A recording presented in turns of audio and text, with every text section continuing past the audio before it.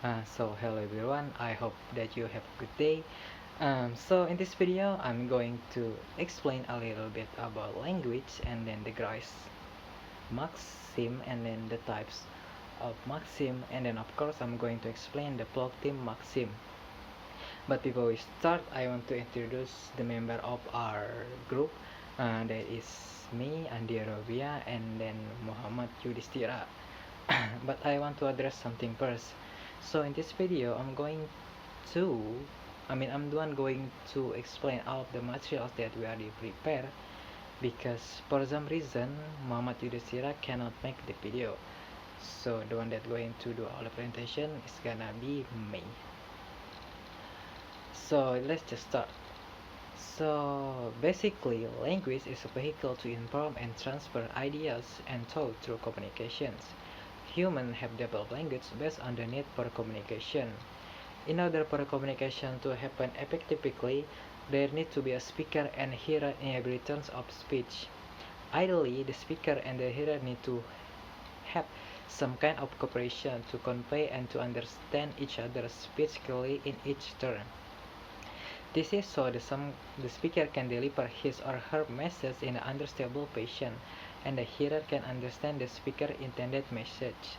Otherwise, the speaker and the hearer might understand each other and finally fall into a breakdown in their conversation. One should be aware that there are layers of meanings to a speech.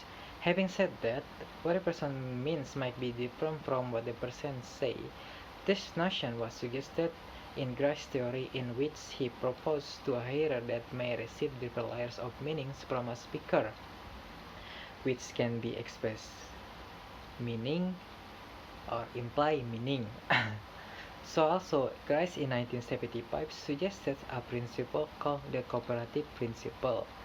In here, Grace explained that following the cooperative principle, one should make your conversational contributions such as is required, at the state at which it occurs by the accepted purpose or direction of the talk exchange on which you are engaged.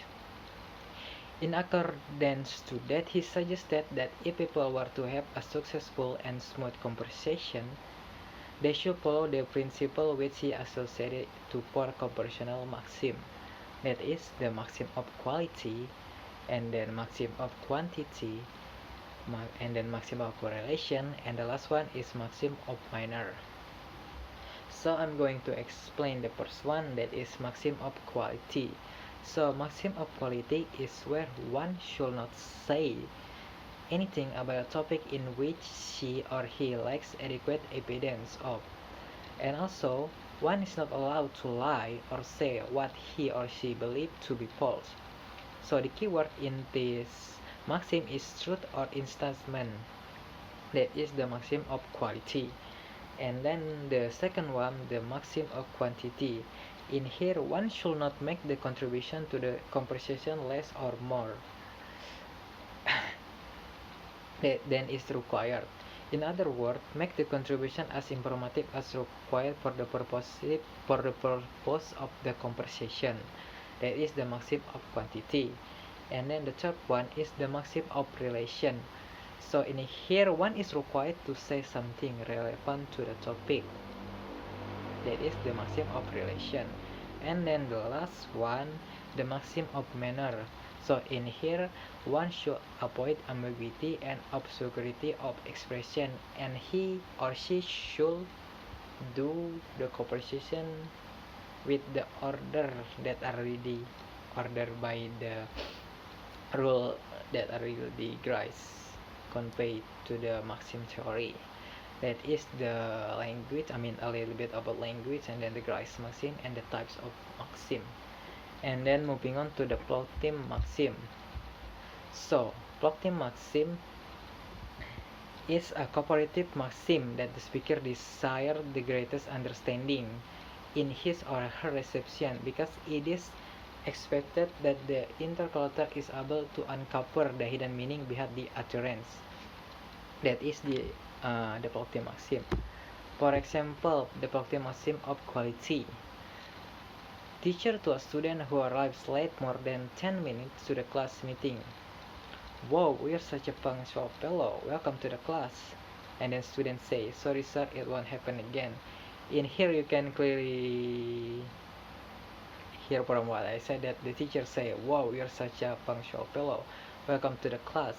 Even though the student was late, he kinda compliment the student for because for like even though the student was late, the teacher compliment the student. So in here it actually kind of like a sarcasm. So like you said the opposite of the word that you want to say. Like in here he say you're a punctual fellow, welcome to the class. Even though he compliment him, it basically like he's saying that you know the opposite of that word. So yeah, in here the student and teacher knows that the teacher using sarcasm by saying that. So it is the Flouting Maxim.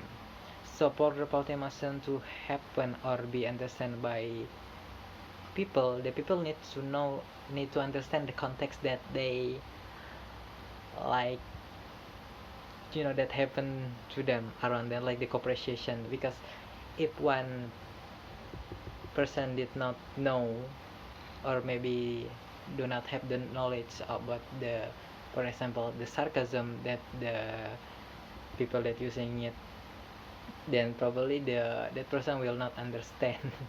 For an example, if I say to my friend, wow, you are so finally I say it, you're so smart. But the truth is the person is not really smart. He is kinda, how do you say it, like not smart, but I say that he is smart, so he knows that he not smart, and he know that I using sarcasm by saying that he is smart, even though that I did not mean that. I'm just using the opposite of the word that I say to him.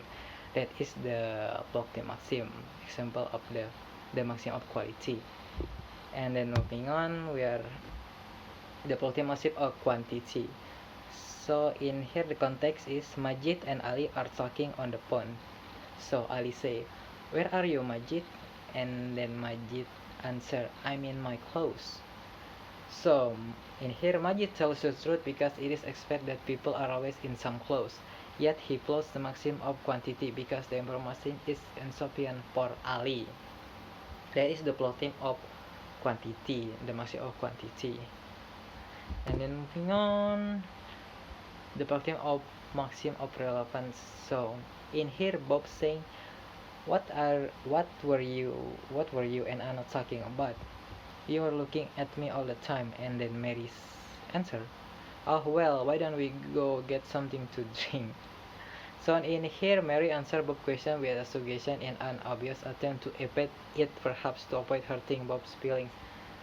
Hence she posed the maxim of relevance. So basically here Mary avoid the question from Bob when Bob were asking, what were you and Anna talking about? You were looking at me all the time. And then Mary trying to avoid the question, saying, oh well, why don't we go get something to drink? So in here she plotting the maxim by avoiding the question from Bob. So that is from the plotting of maxim of relevance. And moving on to the last one, plotting the maxim of manner. So in here there are wife and husband. The wife saying, darling, what is the story with that new watch on your wrist? And then the husband answer, oh, this what you are talking about? I knew it. I told my boss that my wife will be curious when she sees it. Oh, honey, you have no idea how much they are satisfied with my performance lately. So in here the husband will be better off if he told his wife from the beginning of the conversation that his boss awarded him with a prize.